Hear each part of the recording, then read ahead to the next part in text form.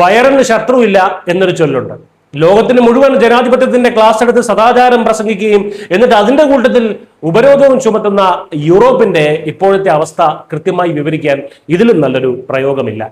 റഷ്യയിൽ നിന്ന് എണ്ണ വാങ്ങിയതിന്റെ പേരിൽ ഇന്ത്യയെ നിരന്തരം ഉപദേശിക്കുകയും നമ്മുടെ കമ്പനികളെ കരിമ്പട്ടികയിലാക്കുകയും ചെയ്ത യൂറോപ്യൻ യൂണിയൻ സ്വന്തം നാട്ടിൽ പട്ടിണിയും ഊർജ്ജ പ്രതിസന്ധിയും വന്നപ്പോൾ സകല നിലപാടുകളും വിഴുങ്ങിയിരിക്കുകയാണ്. അമേരിക്കൻ പ്രസിഡന്റ് ഡൊണാൾഡ് ട്രംപിന്റെ സമ്മർദ്ദങ്ങളെയും ഉപരോധ ഭീഷണികളെയും കാറ്റിൽ പറത്തി യൂറോപ്യൻ രാജ്യങ്ങൾ റഷ്യയിൽ നിന്ന് ഇപ്പോൾ വാങ്ങിക്കൂട്ടിയത് റെക്കോർഡ് അളവിലുള്ള ദ്രവീകൃത വാതകം അഥവാ LNG ആണ്. 2026 ആദ്യ പകുതിയിൽ മാത്രം റഷ്യയുടെ ആർട്ടിക് തീരത്തുള്ള യമാൽ പ്ലാന്റിൽ നിന്ന് യൂറോപ്പ് വാങ്ങിയത് 98.9 ലക്ഷം ടൺ LNG ആണ്. ഇതിനായി അവർ വ്ളാഡിമിർ പുതിന് നൽകിയത് 600 കോടി യൂറോ, അതായത് ഏകദേശം 65,000 കോടി രൂപ. കെപ്ലർ എന്ന വിപണി ഗവേഷകരും അർജുവാൾഡ് എന്ന NGOയുമാണ് യൂറോപ്പിന്റെ ഈ വൻ കാപ്പട്യം പുറത്തുവിട്ടത്. മുൻ വർഷത്തെക്കാൾ 18% അധികമാണ് ഈ ഇറക്കുമതി. ഏഷ്യൻ രാജ്യങ്ങളിലേക്കുള്ള റഷ്യൻ കയറ്റുമതി 74% ഇടിഞ്ഞ് 5.10 ലക്ഷം ടണ്ണിൽ ഒതുങ്ങി നിൽക്കുമ്പോഴാണ് ഫ്രാൻസും ബെൽജിയവും സ്പെയിനും മത്സരിച്ച് റഷ്യൻ ഗ്യാസ് വാങ്ങിയത്.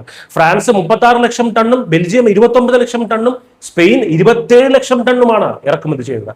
2017 പുതിൻ ഉദ്ഘാടനം ചെയ്ത യമാൽ പ്ലാന്റിന്റെ പ്രതിവർഷ ശേഷി 1.74 ടണ്ണാണെന്ന് കണക്കെങ്കിലും ഉൽപാദനം അതിലും എത്രയോ കൂടുതലാണെന്ന് വ്യക്തമാണ്. എണ്ണ വിൽക്കുന്ന പണം കൊണ്ടാണ് റഷ്യ ഉക്രൈൻ യുദ്ധം നടത്തുന്നതെന്ന് വാദിച്ച് അവർക്ക് മേൽ വിലക്ക് ഘടിപ്പിച്ചത് ഇതേ യൂറോപ്പ് തന്നെയാണ്. റഷ്യയിൽ നിന്ന് ഹ്രസ്വകാല കരാറിൽ വാതകം വാങ്ങുന്നതിന് യൂറോപ്യൻ യൂണിയന്റെ വിലക്കുണ്ടെങ്കിലും ദീർഘകാല കരാറിന്റെ പഴുതിലൂടെയാണ് ഈ കള്ളക്കളി. 2027 ജനുവരി മുതൽ ഈ വാതകവും വിലക്കാൻ തീരുമാനിച്ചിട്ടുള്ളത് കൊണ്ട് അതിനു മുൻപായി പരമാവധി വാങ്ങി സ്റ്റോക്ക് ചെയ്യുകയാണ് ഇവരുടെ ലക്ഷ്യം. ഇതിലെ ഏറ്റവും വലിയ തമാശ അതല്ല, ആർട്ടിക്കിലെ മഞ്ഞുപാളികൾ ഭേദിച്ച് ഈ വാതകവും വഹിച്ചു വരുന്ന റഷ്യൻ കപ്പലുകൾക്ക് കേടുപാടുകൾ തീർക്കാൻ അറ്റകുറ്റപ്പണി ചെയ്ത് കൊടുക്കുന്നതും ഇതേ യൂറോപ്യൻ രാജ്യങ്ങളായിട്ടുള്ള ഫ്രാൻസിലെയും ഡെൻമാർക്കിലെയും കപ്പൽശാലകളാണ്. എങ്ങനെ ഇരിക്കുന്നു? ഉക്രൈൻ യുദ്ധത്തിന്റെ പേരിൽ മറ്റ് രാജ്യങ്ങളെ പ്രതികൂട്ടിലാക്കാൻ ശ്രമിച്ച പാശ്ചാത്യ രാജ്യങ്ങളുടെ പൊള്ളത്തരമാണ് ഇവിടെ പൂർണ്ണമായും പൊളിഞ്ഞു വീഴുന്നത്. എന്തൊക്കെയായിരുന്നു ഇവരുടെ ഡയലോഗുകൾ?